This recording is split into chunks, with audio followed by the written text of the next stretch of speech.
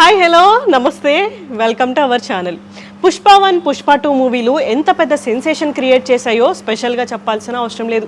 ఈ సినిమాలతో ఇంటర్నేషనల్ లెవెల్లో మంచి యాక్టర్గా గుర్తింపు తెచ్చుకున్నారు అల్లు అర్జున్ గారు. అయితే ఇప్పుడు అందరూ కూడా పుష్ప 3 సినిమా కోసం ఎదురు చూస్తున్నారు.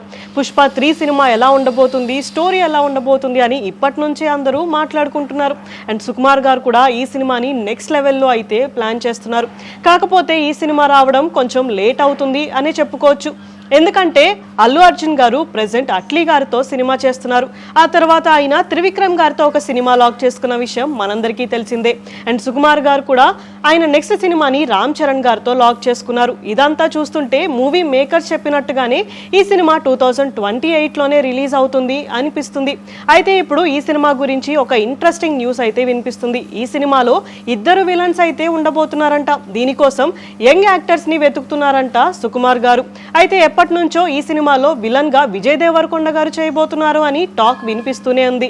అయితే ఇప్పుడు మళ్ళీ న్యాచురల్ స్టార్ నాని గారు ఈ సినిమాలో విలన్ గా చేయబోతున్నారు అని న్యూస్ అయితే స్ప్రెడ్ అవుతుంది. వీళ్ళిద్దరూ కలిసి ఎవడే సుబ్రహ్మణ్యం మూవీలో యాక్ట్ చేసిన విషయం మనందరికీ తెలిసిందే. మళ్ళీ ఇప్పుడు వీళ్ళిద్దరూ ఈ స్క్రీన్ మీద కనిపిస్తే సినిమా నెక్స్ట్ లెవెల్లో ఉంటుంది అని ఫ్యాన్స్ అందరూ కూడా చాలా ఈగర్గా వెయిట్ చేస్తున్నారు.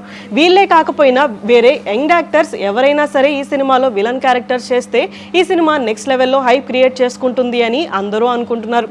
అయితే ఈ విషయం నిజమో కాదో తెలియాలి అంటే మూవీ మేకర్సే స్వయంగా దీని గురించి ఏదైనా అప్డేట్ అయితే ఇవ్వాలి. అది ఇప్పుడు కొంచెం కష్టమనే చెప్పుకోవచ్చు. ఈ మూవీ అప్డేట్స్ రావడానికి ఇంకొంచెం టైం అయితే మనం వెయిట్ చేయాల్సిందే. ఇలాంటి వీడియోస్ కోసం మా ఛానల్ని సబ్స్క్రైబ్ చేసుకోండి. Thank you for watching.